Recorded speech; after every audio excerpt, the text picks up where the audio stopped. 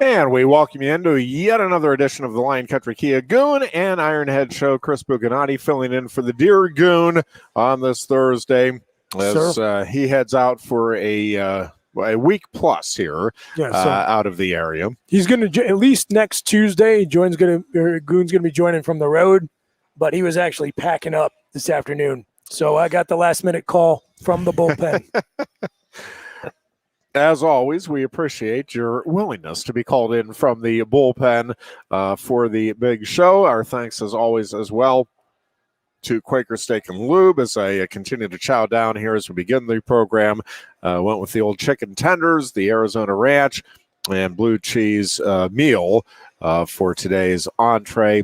And as always, just a terrific job here at Quaker Steak and Lube, and really do encourage you to stop in and check them out. If you're a sports fan, it really is a great place to come on down, enjoy some great food, and check out all of the sports action. For those of you that have major league teams that you follow, they have Major League Baseball. They also will occasionally show the Pirates down here as well.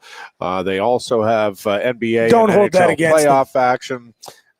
So come on down and enjoy College World Series wrapping up as well, all of that. And of course, later this summer, you can check out the Olympic Games with lots of Penn Staters. How about it? Which is just very, very cool. And should be a lot of fun. Hoping that the Olympic Games go off without a hitch. And that it's crazy. We're like, it's almost the end of June. We're still talking that way. Yeah. Right? But I feel like every Olympic Games, at least in my lifetime, or at least since LA, there have been concerns of one type or another, whether or not the venues were going to be completed in time, whether or not those the conversations, conditions were going to be suitable for the athletes. There's just been there always seems to be concerns going in, and knock on wood, to this point, they always seem to go off, maybe not without a hitch, but pretty successfully, and overall with minimal negative impact for at least for the viewers and for the competitors. So we'll hope that turns out to be the case here again in Tokyo. And again, I think you're going to see not just a lot of Penn Staters in the games. I think you're going to see a lot of hardware being brought back by the representatives of the Pennsylvania State University. Yeah, it looks like a state college native as well. Yeah, in swimming for the U.S. Yep. And man, when you talk about women's soccer, like Penn State's starting to turn into goalkeeper U. Yes, indeed. No, it's been very, very cool to watch. Couple of things just out of the gate today, and then I don't know if you have directions you want to head in today. The NCAA. I'm always happy to talk about the NCAA. It just cannot get out of its own way at this point. It's just we talked about it on Tuesday. It truly is one of the more astounding things to me is that Mark Emmert is in the position he is in. And ever was allowed to be in that position. It defies any reasonable logic. But we'll certainly delve into the NCAA is just absolutely in scramble mode right now, trying to figure out how to salvage some type of relevance moving forward. And the truth is, it is irrelevant. The question is, can it pivot quickly enough now? And the early indications are no, because they've never pivoted quickly or well on anything. I really think, as we talked about on Tuesday, the NCAA, as we know it, is over and actually has been over for a while. Yeah. The question right now is, can they keep the revenue stream coming in enough? And again, keep at least the appearance of relevance as a governing organization to a significant enough extent that they can keep paying the salaries or close to the salaries that they have for the executives that are involved. And I'll be surprised if at the end of the day that occurs. I think the Power Five conferences have kind of yielded control of the governance of athletics at the collegiate level. They've been making all of the real decisions here for the last few years anyway. Once the college football playoff became a thing, yep, that was big time. So let me throw this at you, Ironhead. I think if you look at the history of college football and the history of college sports, Penn State is sort of the Forrest Gump program of the evolution of college sports in this country. If you look at the number of times typically something bad has happened to Penn State, and then there's been a response to it. Like, so for example, you look at the 94 season where Nebraska and Penn State did not split the title. Yep. Well, what happens in the next 5 years? First of all, Michigan and Nebraska split a title in 97. Go figure. And then we get the BCS as a way of determining the top two teams to pit them against each other in a 1 versus 2 game, a concept that was really, in many ways, beta tested by the 87 Fiesta Bowl. For sure. So then you have, everyone, I think, who's been a longtime Penn State fan remembers the shot of Paterno, run about a 4.40 to chase down the referees after the 2002 Iowa game. And then Penn State gets the short end of the stick at Michigan later in that season, which I think played a pivotal role in the Big Ten piloting instant replay shortly thereafter. And then they created a model that was adopted by all of college football. Penn State going from an independent to joining the Big Ten was really the first shakeup that I think was the precursor to all of the conference movement we have seen since. And I think that the NCAA's obvious overreach in sanctioning Penn State, getting its ass absolutely handed to it in court by Jake Corman, and then failing to take any action at all at North Carolina and taking forever and a day to investigate USC, really just laid bare to all the Power 5 players that we are putting our fate at the mercy of a confederacy of dunces. We have got to get out of this situation ASAP. Well, and it not to rehash this yet again, but it really does. Let me start with this. Has Mark Emmert, are you aware of because I'm not, and I haven't sat down and done the research on this. I don't think the NCAA, since Mark Emmert has taken over, has won a court case yet. You go back to the UCLA, certainly not one of significance. I mean, all of the big cases. I was going to say, I feel like they won like an intellectual property suit or something somewhere along the way. But in terms of the governance over athletics, like that, they are 0-4 under Mark Emmert, and they have failed to even mount a respectable defense in any of these cases. And to that point, what if Penn State had mounted a respectable defense back in 2011? And again, I understand at the time the political, but I'm just telling you that if Penn State had gone to court, I think the NCAA's track record alone tells you Penn State would have won any case. And again, I think, and we'll never know, and I don't know that it does much of any good to go back and rehash it, but doggone it, I can't let it go. I think if Graham Spanier is left in as president, Graham Spanier knows damn well the NCAA doesn't have. Rodney Erickson is just, he is. It was so painfully obvious the NCAA was acting outside of its purview.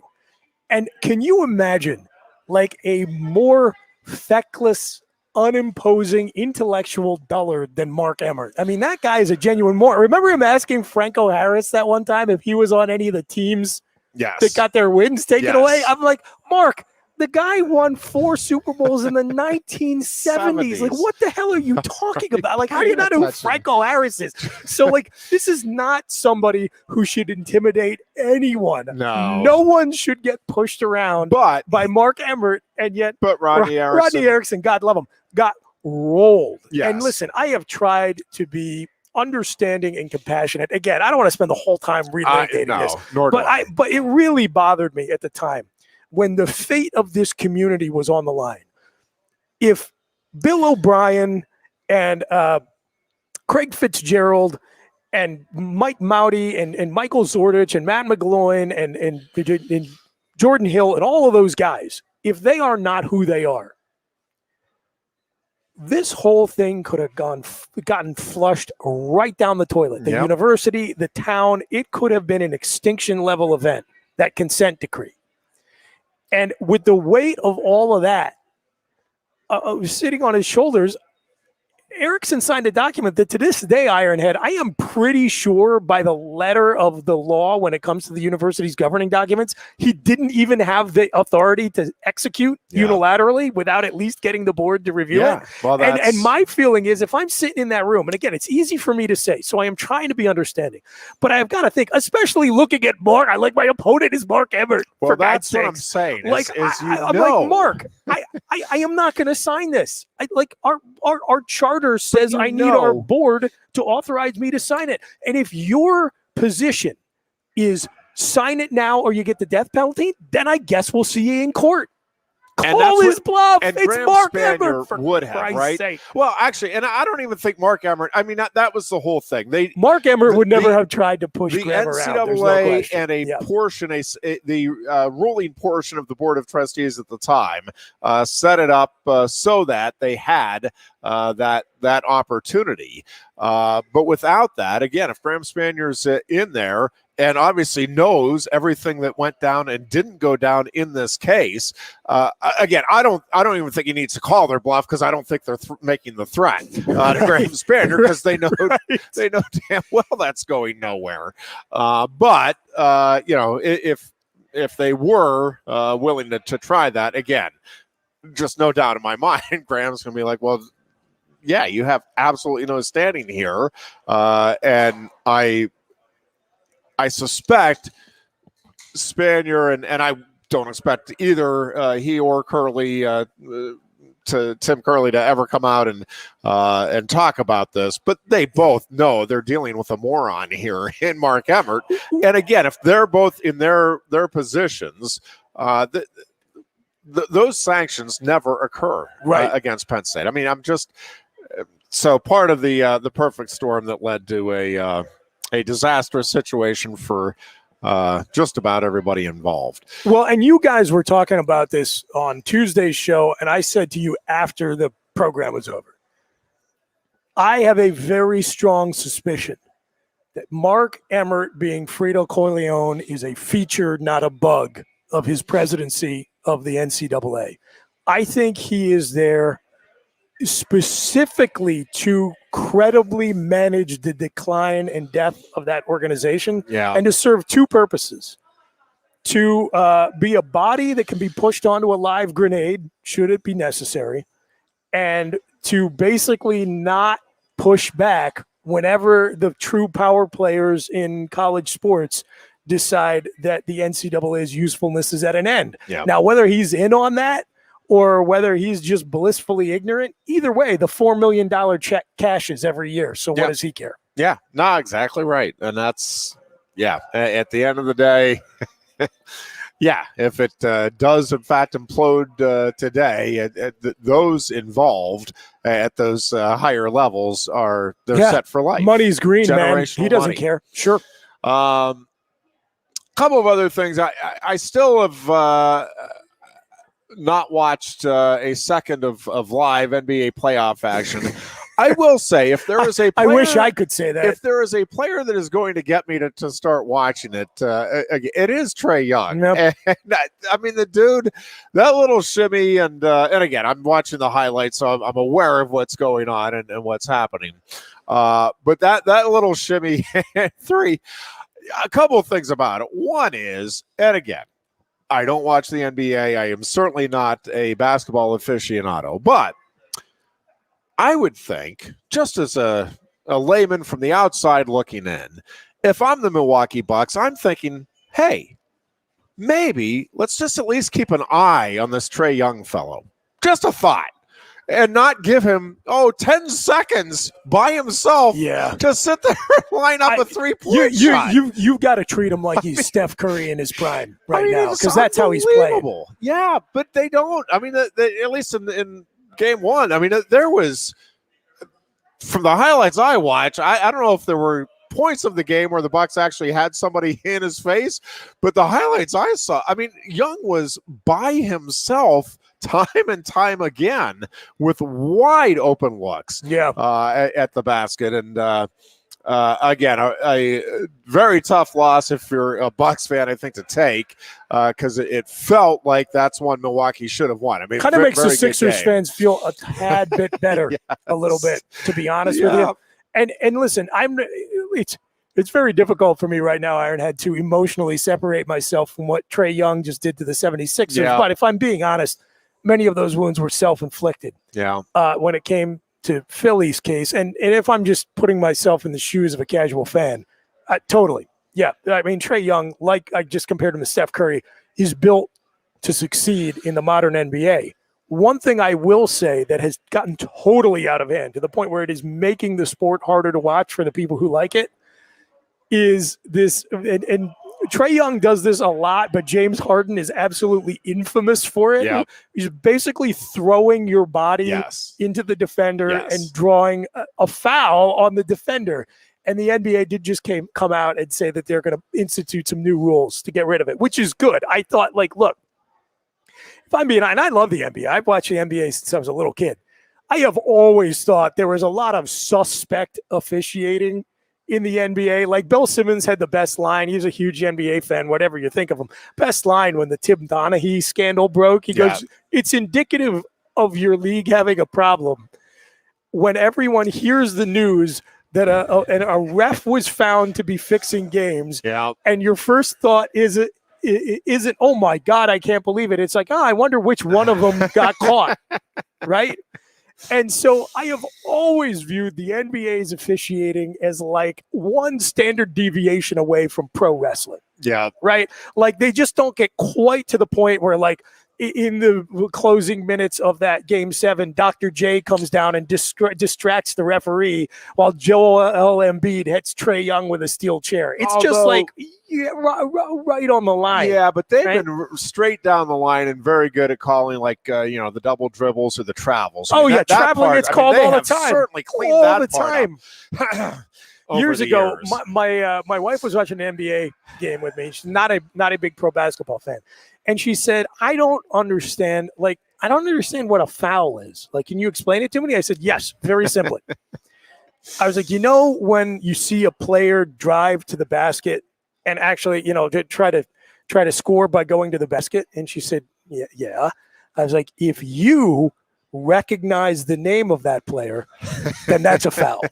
Yep. And so that's NBA officiating, right? Like, I get it. And it's just going to be that. But, man, it was really starting to become virtually unwatchable. And so I'm glad to see them dialing back on it.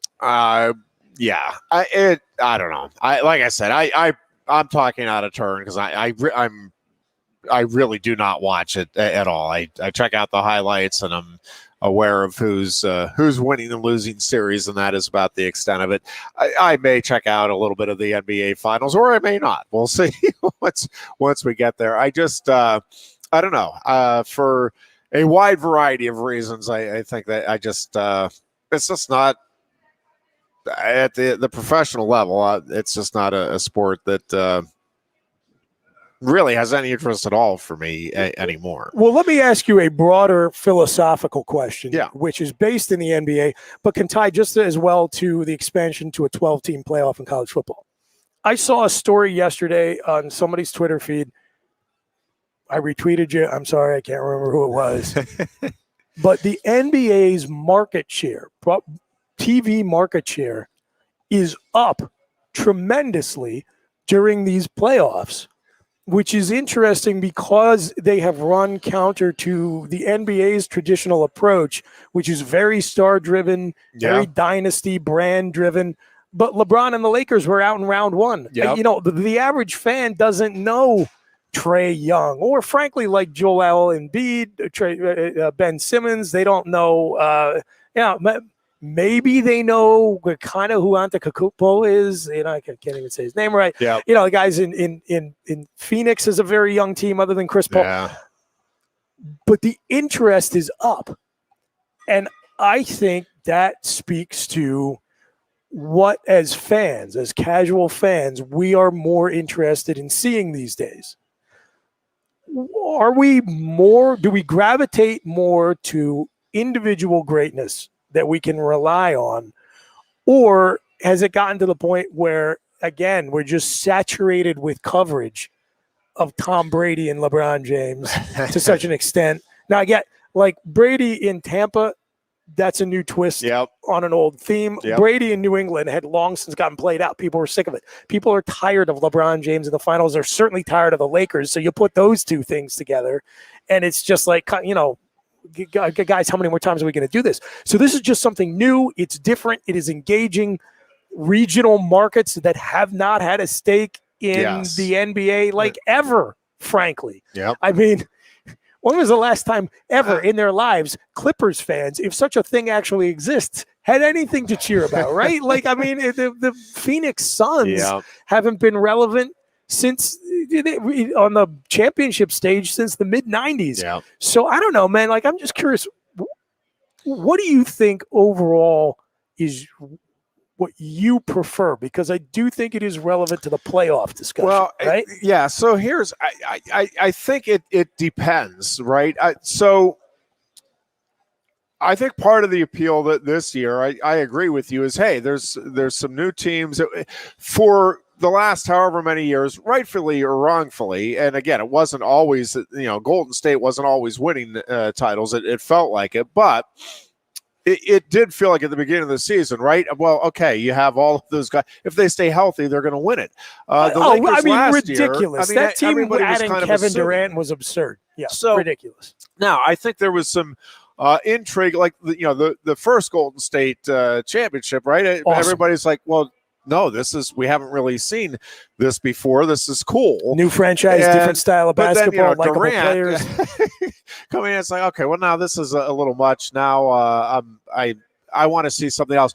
So I think the fact that it's just like the March Madness. Everybody wants the underdog until you get to the Final Four. Right, you want to see the Blue Bloods in the Final Four. I will be interested to see what happens in the NBA Finals in terms of the ratings compared to other years. And again, part of it will depend on how, if it goes to a seventh game and you have two markets that, if it's Phoenix and Milwaukee battling it out here, right? Like there's some intrigue there just because, wait, it's who and who squaring off, and there's none of the, there's no Kevin Durant, no LeBron James. So I do think that, but if you had, 5 years of that, 5 years of no name, when I say no name again, I get broad spectrum, non-NBA fans, if you had 5 years of that with no LeBron, then I think we want it for like a year, maybe 2 years, but then you want at least you want to see LeBron in there so you can watch him lose, or you want to see LeBron in there so you can watch him win if you're a LeBron fan. But you want, just like you did with Duke basketball, whether you're a Duke fan or not, the Final Four is more compelling for most fans when they're there because you can passionately root. And quite frankly, it's the Dallas Cowboys, the same thing. It's fun when they're in the Super Bowl because I'm passionately rooting no matter who the opponent is, unless it's the Ravens, in which case just throw up my hands and call it a day. But you're rooting for or against the franchise or in the NBA's case, particular star players. But I do think that having that novelty component, something new, where you have again 4 teams that don't have a lot of history or cachet behind them. And again, to the casual sports fan, not a lot of, not superstars, not the, the guys that everybody knows, even if you're not following the sport type of guys. And I do think there's so I can see why there's some intrigue for that. And to that end, I got to tell you, the NHL playoffs, and I don't know what the ratings have been for that. What the Islanders did last night is absolutely incredible. And I happened to just turn that game on just a couple minutes into the second period. I'm like, oh, crap. Kind of what I thought was going to happen. Tampa's going to just run away with this thing. I'm like, well, still want to watch it. It's hockey. Nothing else going on. Everybody else was pretty much retired at our place. So I just started watching, and then, they get the goal, and it's like, wow, that makes it a little more intriguing. And then, I mean, how many chances did they? It felt like there were 50 good chances. Could not get the second goal. Resigned myself to, well, it's a 2-1 win. And I don't really have a passionate rooting interest either way. Sure. I always root for Game 7 if it's a non-Penguins series, because I like watching Game 7s. So I'm very mildly rooting for the Islanders, although overall I think I'm kind of pulling for the Lightning. I enjoy that style of hockey a little more. And I just have an inherent bias against everything New York, so there's that as well. But I was kind of pulling for the Islanders to win that game, if not the series. And again, as it's going on and on in the third period, I mean, that the beginning of that third period, they had, it felt like, I don't know how many goal chances. Like, my God, there's no way he's going to give up a goal. And then, they get the one, and that overtime, the steal and the quick decision there to get it to net it was fantastic stuff. A great game, and truly one of the most resilient efforts I can remember from a hockey team. I mean, you get beat 8-0 by the defending champions, and you're down 2-0 in the second period. Yeah. Again, that is a lot of hockey to be playing without getting a goal and giving up a lot. There is a special kind of determination. I don't think it necessarily means anything either way for Game 7. Any more than getting blown out in Game 5 did. In some ways, I think, and we've talked about this before, I think in relation to the NHL playoffs, I think that there is like a point of diminishing returns where when you just get your doors blown off in a playoff game, after a certain point, it just doesn't matter because you can't lose any more than that one game. Right. So even if the other team really just pours it on, at one point mentally, I think it allows you to just sort of check out and already be prepping for the next time you step on the ice.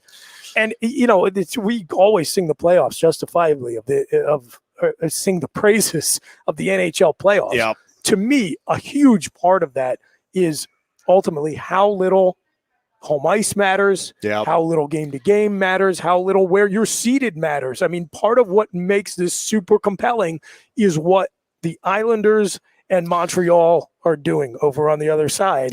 And you really don't see that this year's NBA playoffs notwithstanding. You don't really see that in these long season sports too often. And I have to tell you, I mean, Goon asked me after, I think it was right after the first round, if you were, or maybe it was the second, because I think the Canadians had part way through the second round anyway. And I'm like, I don't know how you would bet against Montreal right now, just with the way that they're playing. And it's one of those things where, whether you want to call it in the zone or hot at the right time, whatever, man, they just right at the moment are playing out of this world hockey. And again, if you take rooting interest out of the equation, I mean, it is just fun to watch. By the way, I hate the Maple Leafs so much. How glorious would it be, Ironhead, if there's got to be a Canadian Stanley Cup champion? Yes. How amazing would it be if it's Montreal because they beat Toronto with a 3-1 lead, right? Yeah. Oh, so good. Yeah. It would be so good. I really, as a Flyers fan, I detest poor Maple Leaf fans, the Maple Leafs. Yeah, you know what? Could not happen to a nicer group of folks. And I think we could both get behind maybe them dumping the Islanders in the Cup Finals if it goes that way. That would be fine. Be okay with that. Yep. I am really curious to see how Game 7 evolves here in that Islanders Lightning series. It's going to be amazing. Right? Again, anything could happen in that game, and I will not be shocked. We could have 8-0 either way. We could have another overtime. And like Tampa Bay, man, like enough now with Tampa. Like enough. Like seriously, enough. Come on. Yeah, it is hard to be to accept the possibility of a dynasty in the making in Florida, in the worst hockey. Sports city in America. Like, who cares? Nobody down there cares. And you're really going to have maybe not the worst, but bad. Well, Florida's got bad sports fans in general. But you're going to end up having, Tampa become the the sports capital of the United States here with the Buccaneers, Tampa versus Montreal, Lightning, and if the Rays end up getting to the World Series anytime soon, if it is Tampa versus if it's Tampa versus Montreal, and Tampa wins, that means America conquers Canada, right? Yeah. For sure. That's it. They're at that point. All over. They've just got to give up their sovereign nation status if the Canadians are beaten by the Tampa Bay Lightning. Yeah, who at inexplicably, that point, we're longtime NHL fans. Like, to me, like, I still think about of them as like a crappy expansion team, right? And somehow they've turned into this, like, one of the better teams of the 21st century. No, I think hard to grasp. At that point, the donut lovers of the world realize that the United States can overtake Canada even in that. And that's it. It is over. Truly all over at that point for our dear neighbors to the north. Nothing else that can be said. Sorry, Tim Hortons. I don't know. Yeah, I mean, what else are you going to hang your hat? I mean, I think you're all Habs fans now. That's all I got to tell you. Clubs in the United States unite. It's time to just take over and make it all. I mean, forget about it. Put it all to rest at this point. Which, by the way, I still need to get up to Pagola, and I need to get in on the curling action. Sure, that is still one thing I can tell you. That new Super Countries Olympic ice hockey team would kick Russia's ass. Oh, yeah. So, and there you for go. that reason alone, we got to make that happen. Mm-hmm. We will take a break here, and then we will be right back with more of the Lion Country Kia Goon and Ironhead show live from Quaker Steak and Lube. Boom. It's a special night tonight with the State College Spikes. Bring your favorite four-legged friend to the ballpark as we send off our canine mascot, Bob the Baseball Dog, with a retirement party on Bark in the Park Night presented by the Center Daily Times. And enjoy Thirsty Thursday with $2 16-ounce select drafts and $3 16-ounce craft drafts from 5:30 to 7:30. For tickets, call 814-272-1711 or buy and download at statecollegespikes.com. Lion Country Kia is offering exceptional deals on your new Kia during Kia's Command the Season event. We have a nice selection on the 2021 Kia Sportage with various options and prices as low as $26,800, saving you $3,000. Or if you demand big power and towing capacity, slip into one of the 2021 Kia Sorrentos available on our lot, starting at $32,680. Discover why Kia drivers throughout the area come to Lion Country Kia or visit online at lioncountrykia.com. Quaker Steak and Lube is throwing open the garage doors and setting up the umbrellas. It's patio season. Come enjoy great food, drinks, and fun in the sun. There's always something happening at Quaker Steak and Lube, but we're really amping up our event calendars for our favorite time of year. Visit thelube.com to find out what's happening at your local Lube this season. Lunch, happy hour, dinner, or late night, indoors or outside, at Quaker Steak and Lube, you'll always find big flavors, friendly faces, and lots of fun. Hi, Johnny Broom here. If you're in the market for a new Hyundai or a pre-owned car, truck, van, or SUV, nobody beats a Blaze Alexander deal. But don't take my word for it. Hey, Goon says tell him Johnny sent you.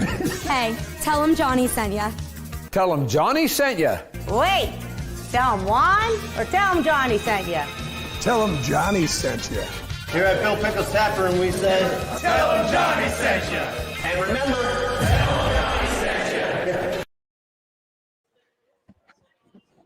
and we welcome you back as I chow down a little bit more here at Quaker Steak and Lube. Chris Bucadani with yours truly, Jeff Byers, the Dear Goon. Keith Conlon is out. We'll be back sometime late next week or the following week. We'll see. So things go. You talking about being here at the Lube. I was thinking at the top of the show, it's a show we ought to do this summer at some point. Maybe even get Powers over here on this. We ought to power rank all the different Quaker steak wing sauces. Oh, man. Don't you? That would be, yeah. So, like, the first thing I would do, the first rule I would put in place is we would temporarily change the name of Buckeye Barbecue. Yes. So that there would be no undue. Because it is a very good sauce flavor. And I could not, in good conscience, rank it where it, on its merits, deserves to be ranked using that Agreed. name. But yeah, I think we'll do that. I think we're gonna power rank the sauce flavors here before we get into the fall. Yeah, I like that idea. Boy, it's going to be tough, though. Some of the some very, very, very tight competition, I think. There is like a distinct top tier. Yes. Like a few, I think, to me, like crystal clear. Have separated themselves from the field. Yeah. But then there is a big bunch in that second group to like get into the second tier of the sauce, whatever, top, however many they have. I'm not even sure now, because do you count the dry rubs? Are they their own separate category? A lot of things we're going to have to think through procedurally here, Ironhead. But after the first, 2, 3, 4, man, it is going to be a dogfight. That's where it gets interesting. I've seen a lot of rankings lately with it seems like all of the media that covers Penn State football has decided that this is the time that they have to come out and let us know how Penn State did with the transfer portal, whether they're better off now than they were at the start. I mean, can anybody argue that they weren't? I think that's a tough case to make. Yeah, I haven't seen any of them that say that, oh, no, Penn State's worse off now than it was before anybody entered. Because really, I don't know that any projected starter, right, for the upcoming season, and they have. Well, Lance Dixon. Well, yeah, that's true. Linebacker, 4-star linebacker, was in his second year in the program, transferred to West Virginia. Yes, no, that's fair.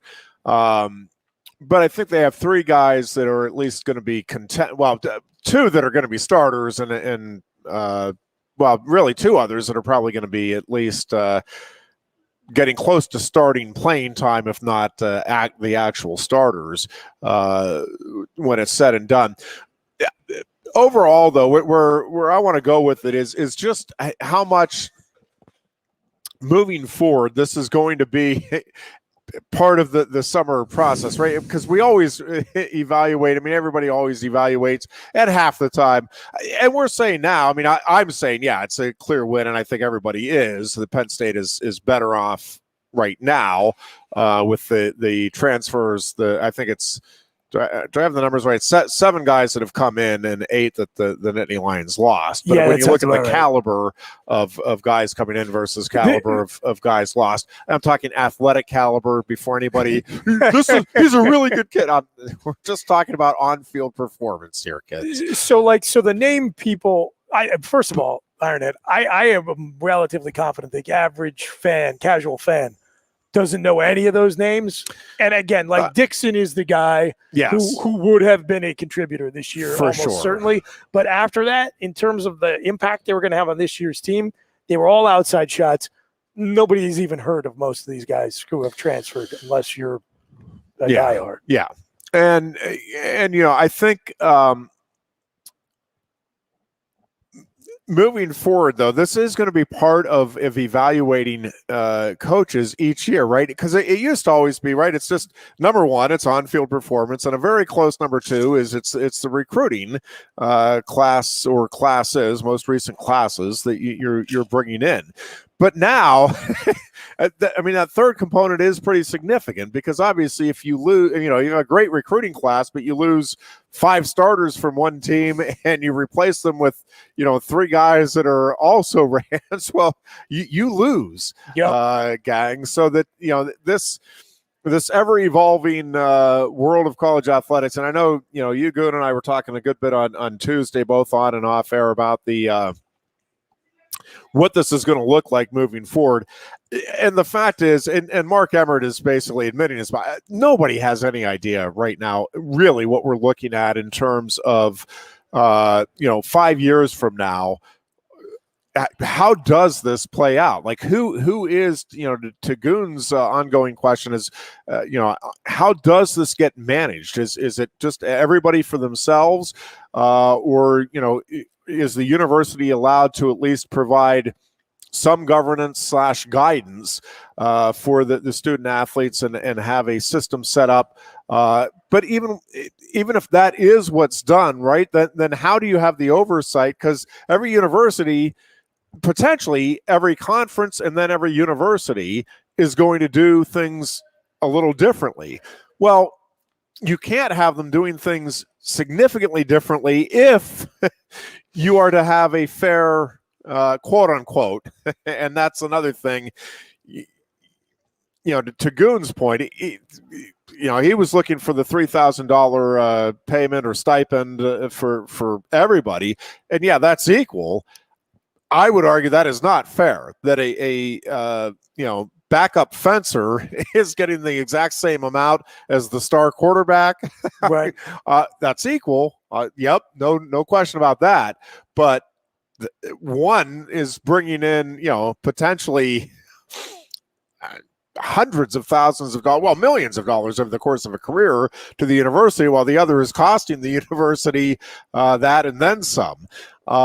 So that, that's part of the equation here too. And as we keep talking about, I think it's going to become very difficult, if not impossible, for conferences like the Big Ten to continue to offer the number of varsity programs that they are, and remain competitive on the field in the sports that the SEC schools, for example, have, or Big 12 schools have varsity sports in.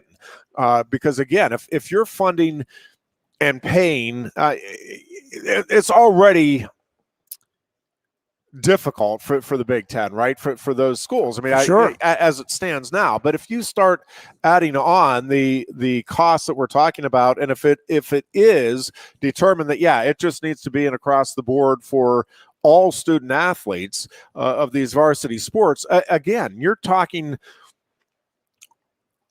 about basically doubling the costs here for Big Ten universities versus the SEC schools. No, which, I do again, think mostly offers 16 to 18 varsity sports. Right. Big Ten is anywhere from 26 to, a lot of them now are in the 28 to 32, 30. I think Ohio State has, is it 33 or 34? I think they have the most. Yep. And I think Penn State is either second or right there with in the next in line. But again, if you're trying to be competitive with a program that has 16 sports, and again, it's there's already a discrepancy there, right? It's already a little bit of an uneven field, but this, I think, is just going to potentially make that gap all the wider. Yeah, I mean, first of all, to your point about Mark Emmert saying no one is aware of how, no one knows how this is going to turn out. There's an old saying about the best laid plans for a reason. If you have a really good, meticulously put together, well thought out plan, there are still going to be errors and unintended consequences. Like a bunch of boats landed in the wrong spot on D-Day, right? Can you imagine if Dwight Eisenhower just said, like, hey, guys, like, here's some boats and bullets, like, good luck. And that's pretty much what the NCAA is saying. So, like, no crap, Mark, that nobody knows what's going to happen. You guys haven't even put in a token attempt to figure it out.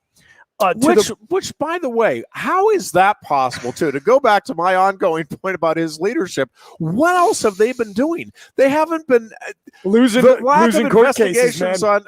The lack of investigations on schools that have some serious violations. And you go back, with the history here of problems now that have surfaced at Michigan and Ohio State and Michigan State and on down the line, and the NCAA is pretty much shrugging its shoulders. And, when you go back to the COVID-19 issues, the NCAA wasn't providing leadership there. It was the Big Lord, Ten, no.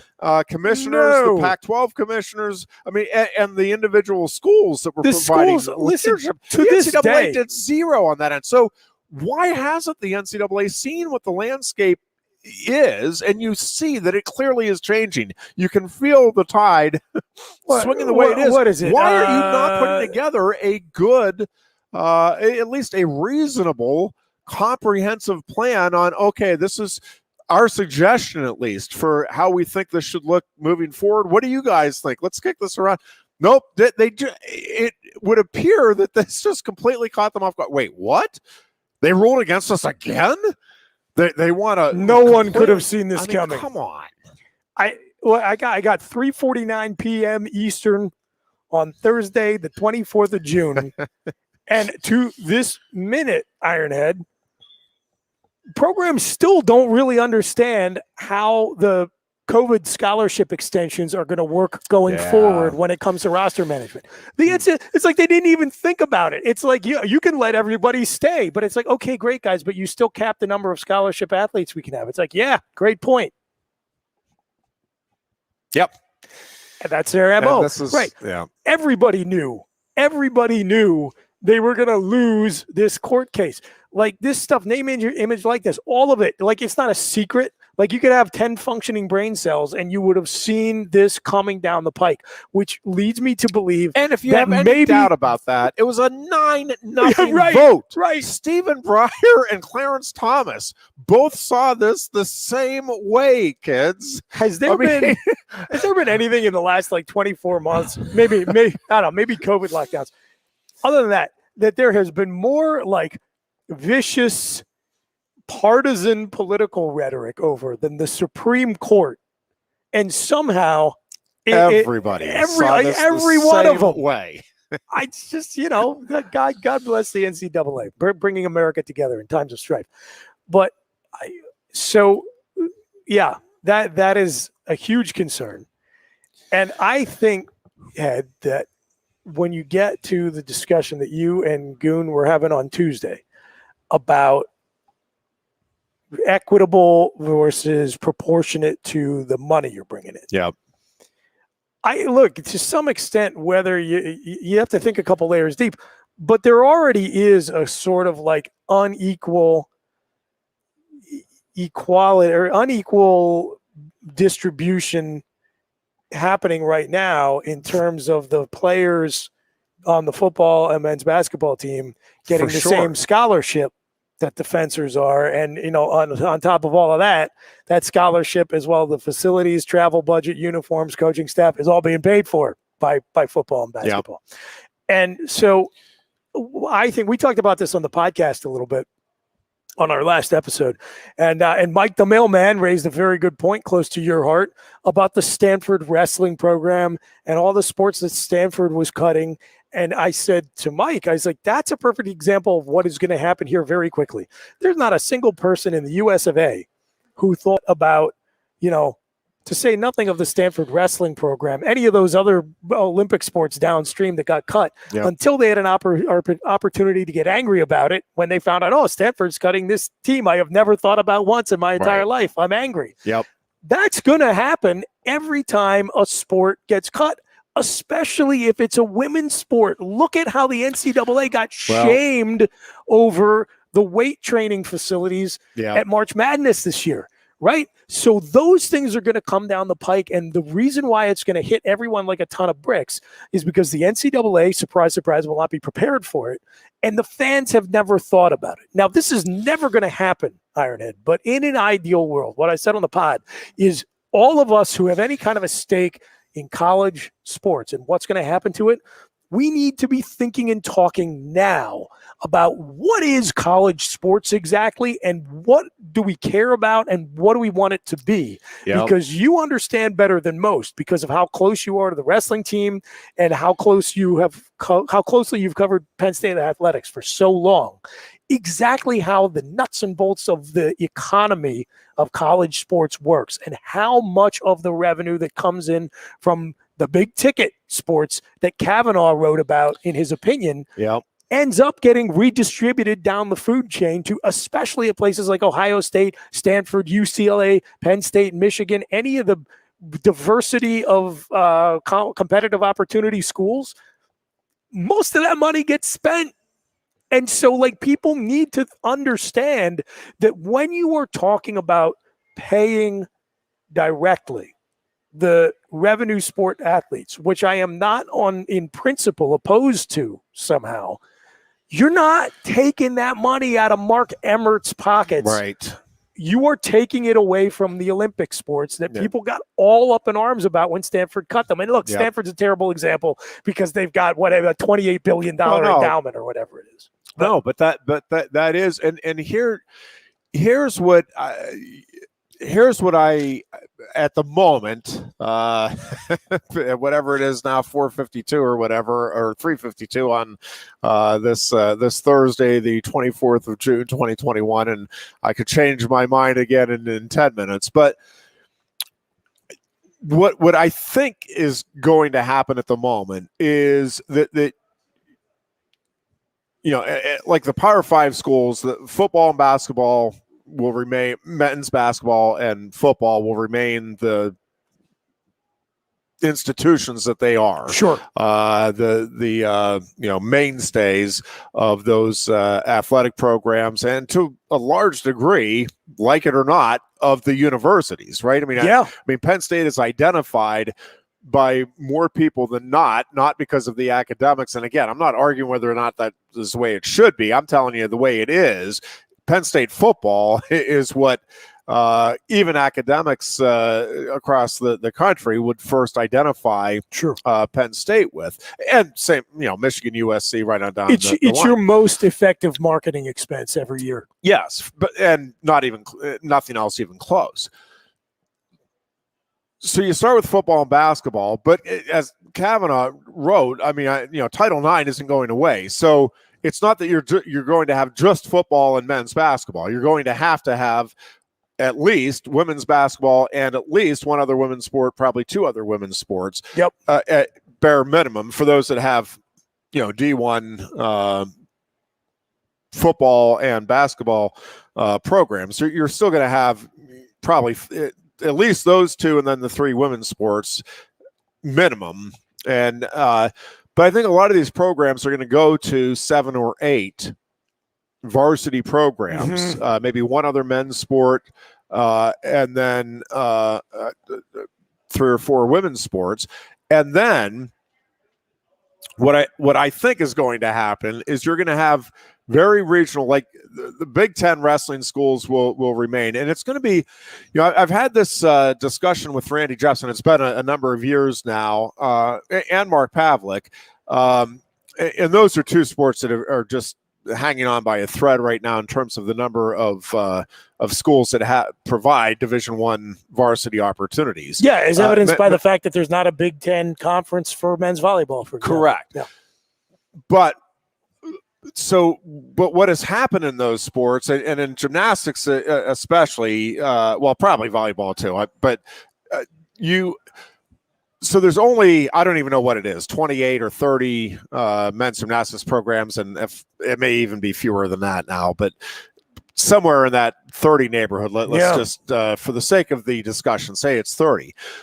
Okay, well, once upon a time, let's say there were 100 D1 men's gymnastics programs. You're down to 30 now. The thing about that is it is the elite of the elite that, like, you are seeing when you go to a men's gymnastics, college men's gymnastics meet, you are seeing elite competition. It's why Penn State has a young man vying for the Olympic Games. I think that's coming up tonight, by the way. I think that's tonight.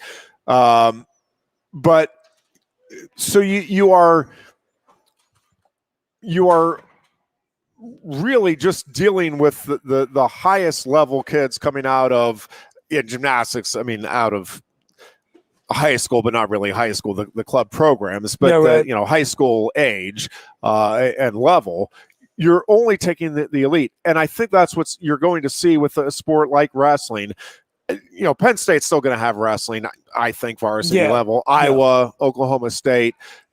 But I think you're going to be down to the 30 to 35 schools that can really promote it and sell it on their campuses as, a big-time event.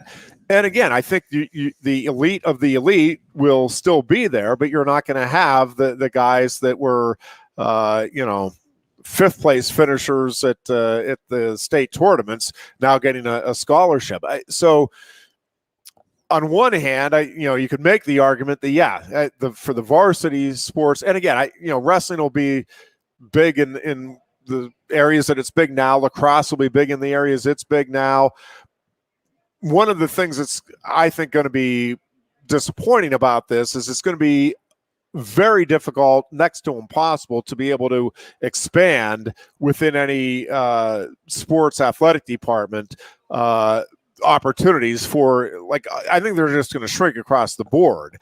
And I don't think it's going to take a Herculean task to get a sport added somewhere down the future. For sure. Because again, you're going to have interest, number one, believe that you can get it to where it could be at least almost profitable or, worthwhile to take the loss because of additional interest and, benefit for the school. And I just don't think you're going to get that very often. And I think most of these athletic departments, including the Big Ten schools, will be down to, 8 to 12. And a lot of these sports will go. And again, I can make the argument this is the way it should be, by the way. I'm not going to be happy about it, but, rugby, you have very good rugby being played at the club championships, right? I mean, Penn State has won national titles and has had very good success in both men's and women's rugby, just not at varsity level. We're not talking scholarships, but you're talking darn good athletes and really good competition.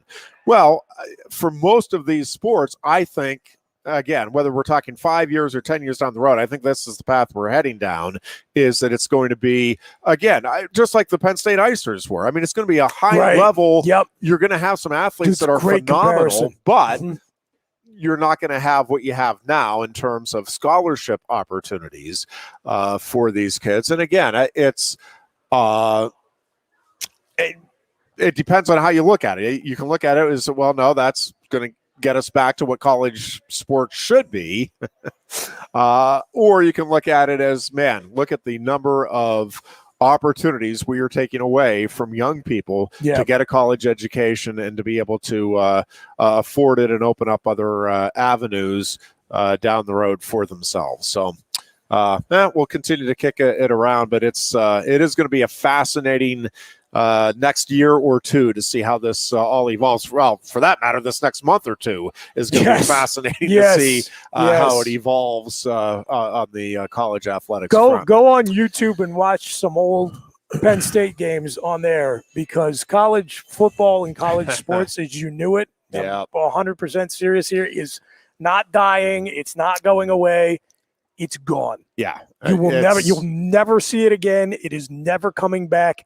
It's entirely in the rearview mirror. Yeah. Whatever is in front of us is a new animal. And like everything, I mean, there's going to be some good and some bad. It's going to be very different. Yeah. There's going to be some really good things and some really bad things, and there will be people that will emphasize one over the other. But it's definitely going to shake out as just a completely different animal here as we move forward. Our O-line is still probably going to stink most years, so there will be some familiarity in this new world. Something that we can hang our hat on. As always, trying to be positive about it. We thank you for tuning in. For Chris Buganani, I'm Jeff Byers. We hope until we see you again that you're both good and safe. So long, everybody. It's a special night tonight with the State College Spikes. Bring your favorite four-legged friend to the ballpark as we send off our canine mascot, Bob the Baseball Dog, with a retirement party on Bark in the Park Night presented by the Center Daily Times. And enjoy Thirsty Thursday with $2 16-ounce select drafts and $3 16-ounce craft drafts from 5:30 to 7:30. For tickets, call 814-272-1711 or buy and download at statecollegespikes.com. Lion Country Kia is offering exceptional deals on your new Kia during Kia's Command the Season event. We have a nice selection on the 2021 Kia Sportage with various options and prices as low as $26,800, saving you $3,000. Or if you demand big power and towing capacity, slip into one of the 2021 Kia Sorrentos available on our lot, starting at $32,680. Discover why Kia drivers throughout the area come to Lion Country Kia or visit online at lioncountrykia.com. Quaker Steak and Lube is throwing open the garage doors and setting up the umbrellas. It's patio season. Come enjoy great food, drinks, and fun in the sun. There's always something happening at Quaker Steak and Lube, but we're really amping up our event calendars for our favorite time of year. Visit thelube.com to find out what's happening at your local Lube this season. Lunch, happy hour, dinner, or late night, indoors or outside, at Quaker Steak and Lube, you'll always find big flavors, friendly faces, and lots of fun. Hi, Johnny Broom here. If you're in the market for a new Hyundai or a pre-owned car, truck, van, or SUV, nobody beats a Blaze Alexander deal. But don't take my word for it. Hey, Goon says tell him Johnny sent you. Hey, tell him Johnny sent ya. Tell him Johnny sent you. Wait, tell him Juan or tell him Johnny sent you? Tell him Johnny sent you. Here at Bill Pickles Tap Room, we said, Tell him Johnny sent you. And remember,